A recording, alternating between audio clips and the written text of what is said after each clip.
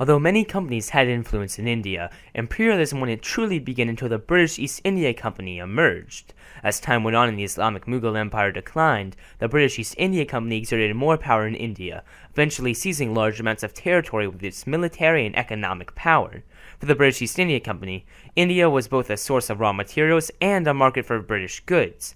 Following the rebellion of 1858, Great Britain replaced the British East India Company as the ruler of India due to security concerns. Great Britain and the British East India Company's imperialism led to widespread poverty, famine, and an attack on Indian identity as they attempted to squeeze India dry. Slowly, the prospect of a free India began to become more possible due to the work of leaders like Gandhi and Nehru and a lower economic importance of India in the British economy. Growing internal and international pressure following World War II finally forced Great Britain to give up its colony. However, tensions had been rising between Hindus and Muslims before and especially after World War II.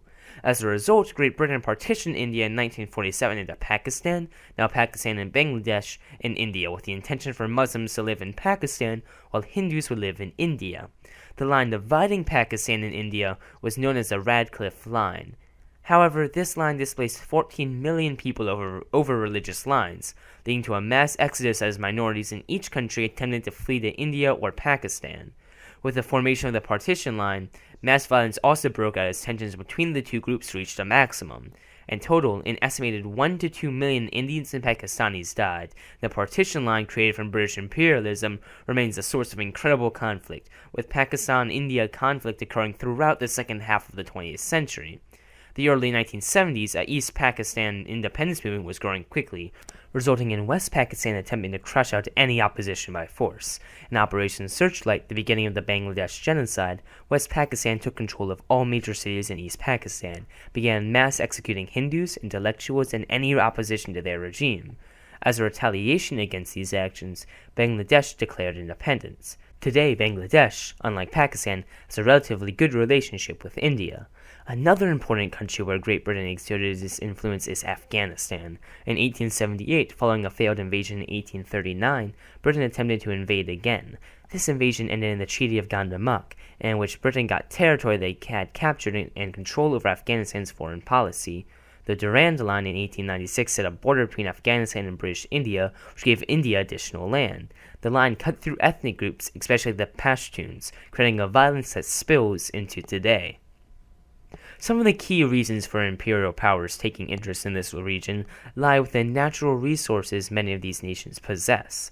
India, for instance, is rich in coal, iron, diamonds, petroleum, other natural gases, and more. These natural resources appeal to nations like Great Britain, as they would help to support their industrial economy, both in terms of fuel and materials for production of goods. Similarly, Pakistan had coal, oil, lumber, and gold, all of which drew the attention of colonizing powers. Bangladesh would catch the eye of imperialist nations with its natural gases, timber, coal, and arable land, while Afghanistan did the same with its natural gas deposits, petroleum, coal, copper, salt, and iron. During the colonial period, because India was under British control, its resources were controlled by the British. However, after the colonial period, the natural resources were said to belong to the people, but they are managed by the government and private companies. Pakistan shared a very similar fate as it was once part of India. Once it became its own state, the natural resources were under the control of private companies and the Pakistan government itself, but former trade partners still held a lot of power in the management of the natural resources. Bangladesh and Afghanistan suffered a very similar fate. In these countries, the control of natural resources grants great power. In India, by allowing the national government and private corporations to control the natural resources, it places economic power into the hands of these groups by allowing them to sell these goods and set prices for the resources. The same rule also applies to Pakistan. However, as many important trading partners are influential in the managing of natural resources in Pakistan, they influence the decisions made regarding these prices and such in order to ensure there is continued trade between these groups. Bangladesh shared the same fate as the two. Despite all four of these nations now being free and independent, there does remain some outside influence regarding how their natural resources are handled, the amount in which they are extracted. India produces $256 billion in exports a year, largely consisting of oil, gold, and diamonds. Many of these valuable natural resources are shipped out of the nation in large quantities to places such as the US, China, and the United Kingdom, giving these nations control over how much India extracts each year based upon the demand in these countries. As Pakistan has many important trading partners, such as Great Britain, those trading partners can influence the decisions made regarding the prices of natural resources in order to ensure that there is continued trade. However, Pakistan's main exports are not necessarily natural resources, with only one of its top 5 exports actually being a natural resource. This indicates that much of their natural resources remain in Pakistan, limiting the amount of outside influence regarding these resources. Meanwhile, with Bangladesh, the nation doesn't actually export tons of natural resources, with nearly 30% of its exports being manufactured goods, mainly clothing and textiles, that receive their materials such as cotton from foreign nations.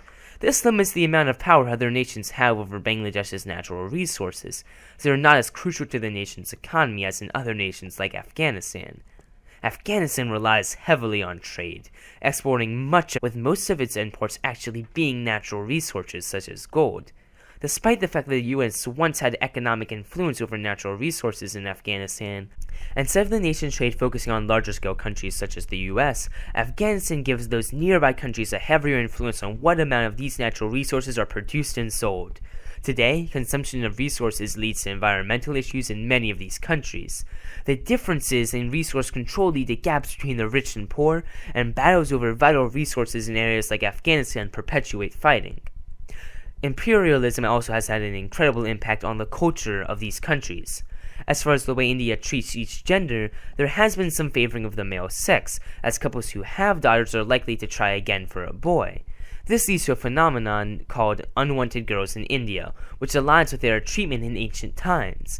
In Bangladesh, women are also faced with problems in equality, which has caused many organizations to be formed in response in an effort to help close the gaps between genders. Bangladesh is also very open to the rights of trans people, with the hijras being accepted and recognized among society. With Pakistan, women have many of the same rights as they would in Britain, which has not only helped them legally, but also in the workforce. However, gender equality has plagued Afghanis for decades now, with there being blatant forced submission on the women of this country. In terms of education, India seems to have taken a page out of England's book with the use of public and private schools. Before imperialization, India was more focused on religious education in temples than any other type of education, though now a much broader range of subjects is available to students. In Pakistan, the English in schools and education system is based on Western education. Afghanistan, however, was not given the same luck in education as its counterparts. Education seems to be a large issue, with only 1 million in school out of a possible 23 million. The 1 million attending also are made up mostly of males. With the imperialization of the area, an educational gap between the British scholars and the native population emerged. This gap kept the locals from a good education, as they're often discriminated against, leading to the education problem that Afghanistan is having today. The British culture has remained in India through sports, with the popularity of cricket, soccer, and badminton. Pakistan also had overlap in its love for these odd sports, further comparing the imperialistic footprint left behind. All of the most popular sports were from Britain. Kabaddi is an important form of entertainment found in Bangladesh. This sport originated from India as a result of the closeness of Bangladesh to the subcontinent, though cricket has been rising in popularity to the point of national attention. British imperialism has also affected Afghanistan, as seen in the popularity of certain sports such as soccer and cricket. Although Afghanistan obviously had been influenced by imperialization, some of their roots came through with their national sport, buzkashi. Although imperialism has left these countries, the effects of imperialism are still lasting until today.